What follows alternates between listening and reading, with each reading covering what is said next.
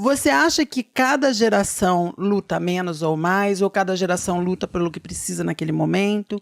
Como que você vê a luta da militância nos anos 90, 2000, 2010, 2020? Eu acho que as circunstâncias vividas por cada geração indicam boa parte do caminho da luta. O que acontece? Hoje, eu vejo aqui em Campinas, às vezes eu estou lá em São Paulo, não vou dizer que em todo lugar, mas eu vejo, por exemplo, duas meninas de mãos dadas, não como amiguinhas, mas como namoradas, dois meninos, aí sempre teria que ser namorados, porque nunca é homem de andar de mão dada, pelo machismo que a gente estava comentando. Então, talvez nos anos 80, eu lembro aqui em Campinas, e tu deve lembrar disso, uma boate que tinha na Norte Sul, e que tinha gente que parava o carro meio escondido, ia correndo e tentava não pegar fila para não estar na porta da boate. Eu vim para Campinas nos anos 90, tá? Eu sou uma senhora, mas não tão senhora. Mas, não, eu tô falando... Nos anos 80 eu tava Não, mas é nos anos 90. Inclusive, nos anos 90, ela até mudou de nome, uma época depois ela virou... Como não existe mais, dá pra falar? Pode falar o nome. Espaço Bar, The Club. Espaço Bar, eu fiz show lá. Fama, lembrei o nome até. Fama, Espaço Bar, eu lembro, então, eu fiz show lá. Olha, Paulo, em 95, 96, tá, eu lembro, e aí era Fama, inclusive, e tinha gente que se pudesse fazia uma paredezinha para não aparecer, para não passar alguém de carro e ver que estava na porta da fama, entende? Ou seja, o temor, né, da visibilidade. De certa maneira, hoje, não estamos no paraíso, mas houve alguma mudança nesse sentido. Lógico, talvez eu vou no shopping, eu vejo homens de mão dada, eu acho incrível. Então, talvez a gente possa pensar que o que era fundamental para a minha geração, né, eu que comecei a viver uma relação com um outro cara, um namorado, e tive por 5 anos e meio, e que até mesmo assim a visibilidade... Você frisou o meio, tem uma mágoa ou uma lágrima descendo? Não, é uma lembrança mesmo de carinho, porque foram 5 anos e meio especiais, entende? Até porque a gente é amigo até hoje. Mas como ele... Por questões que eu acho que envolviam família e trabalho também, porque era um período que ele não tinha ainda estabilidade, tinha uma questão de visibilidade mais limitada. Mas o que eu, por exemplo, comecei a participar, e a participação em movimento te obriga a ser visível, não tem como. Acontece uma violência, uma travesti assassinada, e a gente vai tentar vai fazer manifestação pública, vai entrar com processo, investigação, tudo aquilo. Alguém vai ter que falar. Então acabou acontecendo isso.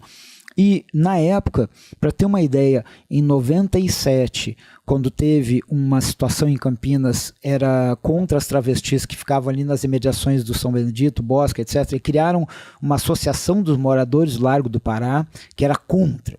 E aí disseram que iam fazer uma manifestação até a prefeitura, e nós, na época era de expressão ainda, o primeiro grupo, nós vamos fazer uma manifestação na prefeitura, bem no nível de enfrentamento.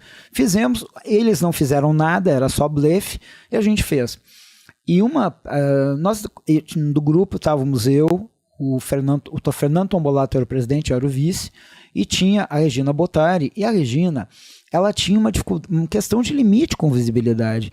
E aí alguém comentou, puxa, mas sempre Paulo e Fernando, vamos colocar a Regina para ler o manifesto, né? A gente fez manifesto lá a 1000 mãos, né? Mas ela não queria. Não, e ela leu. Só que aí o que aconteceu? Na hora que ela tá lendo, o fotógrafo tirou no dia seguinte, não sei se no Diário do Povo ou no Correio, ou nos dois, a foto dela. Nossa. Aí a gente conversou, solidário a ela, mas assim, para muitas pessoas era um medo, um Mas temor. eu acho que a minha questão da minha pergunta vai muito além, assim. Eu quero dizer assim, por exemplo, pode acontecer da nova geração de hoje, primeiro que às vezes talvez não lembrar de alguma luta ou não pesquisar sobre uma luta anterior e fazer hoje parecer como se essa luta fosse pertencente a ela ou lutar menos. Eu não sei te explicar exatamente, mas pode acontecer de a nova geração, que é uma geração que eu acho extremamente...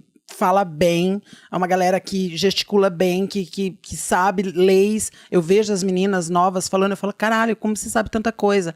Mas, ao mesmo tempo, eu vejo muita coisinha de esquecer um pouco, né? Do esquecimento mesmo do que já aconteceu. Existe esse problema de não se reconhecer essa história, né, de lutas, né, e um certo apagamento do passado, e ao mesmo tempo, como essa realidade, como eu mencionei, que há 15, 20 anos havia um temor de colocar a cara na rua e hoje é uma realidade diferente, talvez a percepção da necessidade de se organizar coletivamente para garantir esses espaços produza uma certa fragmentação, uma certa dispersão.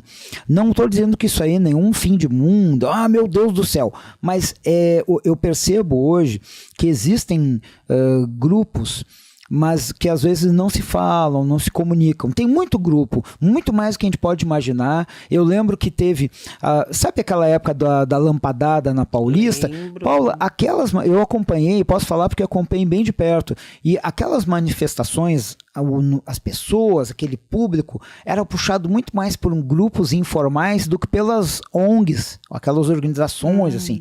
Então, já tinha um pouco isso acontecendo, e eu não acho que a gente deva considerar isso aí nada assim, um perigo, tem algum temor. Talvez o que a gente precise é saber como construir um diálogo entre um tipo de militância que se desenvolveu dos 80 até os 2000 e uma galera hoje que, na minha opinião, também é militante, que vê a coisa um pouco diferente. A gente tentar encontrar as pontes para isso, porque uma coisa a gente tem em comum: a gente quer uma sociedade menos desigual, menos opressora, que avance de fato. Se a gente tem isso aí em comum, a busca pelas pontes para dialogar é o mais importante, tá? Mas eu acho que existem diferenças um pouco nessa percepção dos momentos, das circunstâncias, da história, e em função disso, talvez um olhar do tipo, mas aquilo que eles fazem lá, será que isso é tão importante? E aí é importante. Se a gente não conseguir dialogar e talvez mostrar que há uma certa importância naquela forma que não invalida uma outra forma, aí vai ser difícil. Eu acho que é um desafio para a gente. Entendi.